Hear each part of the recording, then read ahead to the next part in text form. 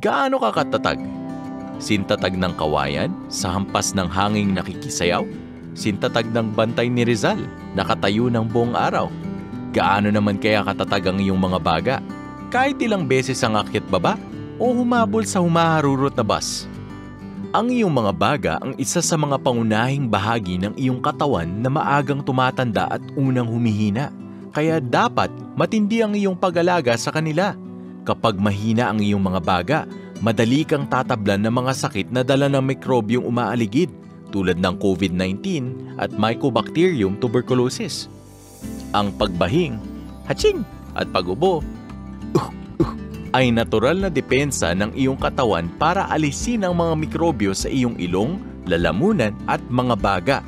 Ang iyong ubot hatching, lagi mong takpan. Magsuot ng face mask kapag nasa pampublikong lugar at lansangan. Magtakda ng 1 metrong distansya mula sa iba para walang hawaan.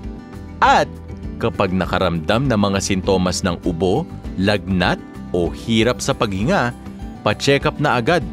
At baka COVID-19 o TB na yan. Pagdating sa mga sintomas na ito, hindi kailangan ng patatagan o patagalan. Para TB-free, pa-check up agad.